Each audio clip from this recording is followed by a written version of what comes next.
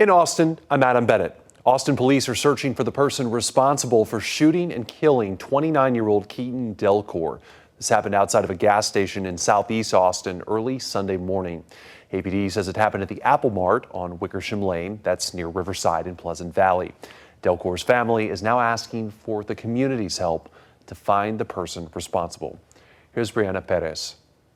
Us as a family, we're just devastated, and for a senseless act of violence like this, it should never have happened. Mother Robin Patrick remembering her last moments with her son before his death early Sunday morning. I know that it ended with "I love you," and I love you too. And I mean, thank God that it ended with "I love you." According to Austin police, EMS responded just before 12:30 a.m. Sunday to a bleeding person at Apple Mart.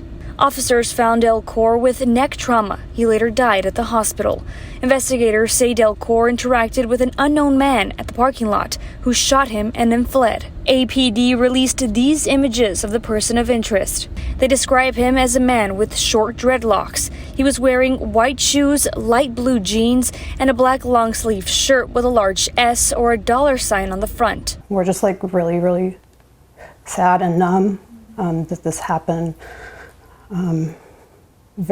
It's just surreal, and I can't compute it. Patrick says her son was a graduate from McKinney High School near Dallas. He was the oldest of four and described him as funny, caring, and a loyal person who had a passion for music. He leaves behind an 11-year-old son.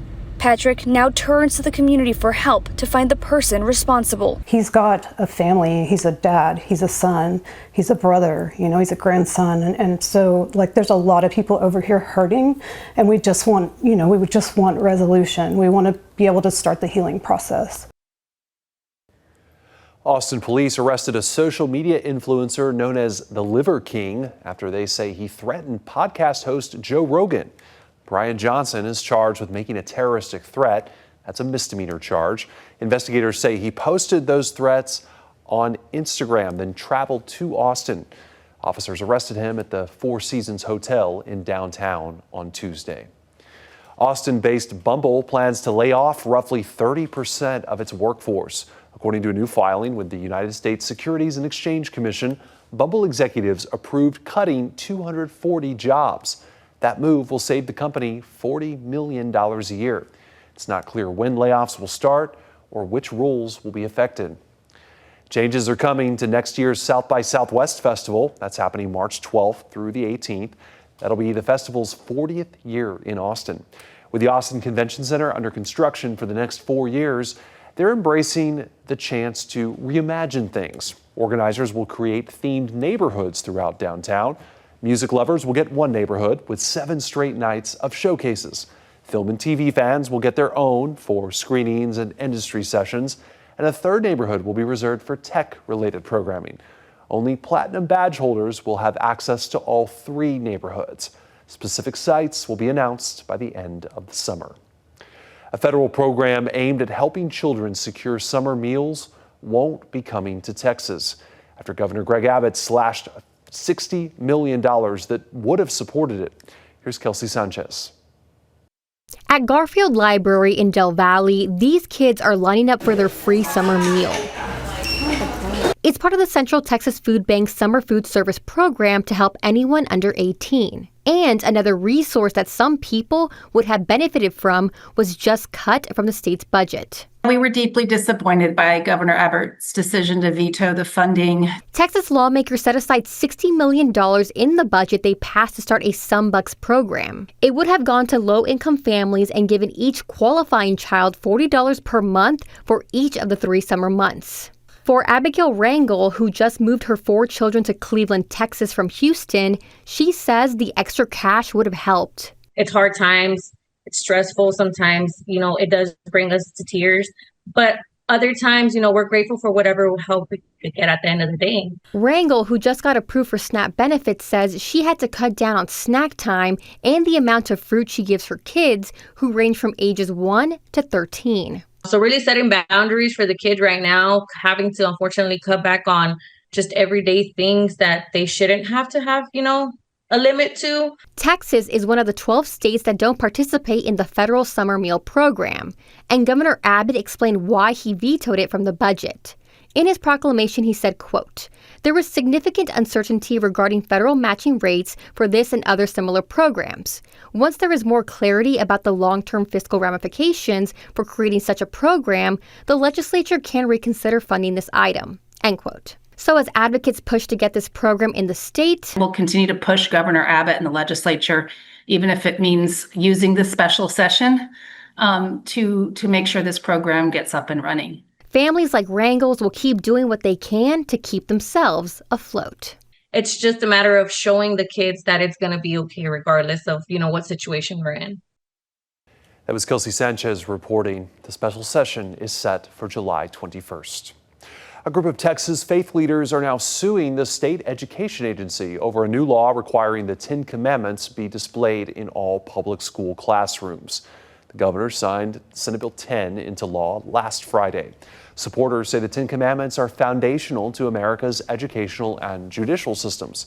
Leaders of Christian and Islamic congregations filed a federal lawsuit Tuesday. They say the law is unconstitutional and violates the First Amendment rights of parents and their children. They also say no federal court has ever upheld the display of the 10 Commandments in public schools. Governor Abbott defended the law on social media Wednesday. He wrote in part, quote, "Faith and freedom are the foundation of our nation. If anyone sues, we'll win that battle." SB 10 is set to take effect September 1st. State education leaders are celebrating the launch of a new effort to help low-performing schools. The pilot program offers targeted intervention to help the state's youngest students struggling in reading and math. And this comes after the state saw mixed results in this year's STAR test. Daniel Perot explains what the state's next program will mean for classrooms across the state. How can we help the students right there, right now, get interventions? State Board of Education member Stacy Childs is on a mission to close educational gaps. We see that a lot of students are matriculating through middle school and high school without basic numeracy and literacy skills. State lawmakers set aside $3.5 million for the next program. Childs says to start, it'll be implemented in 5 of the lowest performing elementary school campuses in the state. Students in both rural areas and urban areas will benefit from this program. I do know that based on the historical data. Each of the 5 chosen campuses will get $350,000 over the next 2 years to be spent on things like tutoring or community and parent engagement. This is a pilot program, but I have high expectations that we're going to see growth in these students at these campuses. Aiden White, a rising senior from Houston, spoke about how this initiative could help future students. Our STAR test scores should grow, but I think funding the community will be better as well to improve the STAR test scores. Future STAR test scores will help track the success of the program, but parents and teachers have argued the STAR test is not a fair measure of a student's ability. This bill takes away the stress and the anxiety of one test one day. State lawmakers tried to scrap the test this past session, but those efforts stalled. Childs says current students can't afford to wait for a replacement or more help. The stalwart of the next program is the urgency behind it. We need to do something now. So if the STAR scores are the best scores and the best data we have, that's what we'll use to get our program off the ground. That was Daniel Perot reporting. The State Board of Education plans to fully implement the next program statewide for the 2026-27 school year. Those are the headlines in Austin. I'm Adam Bennett.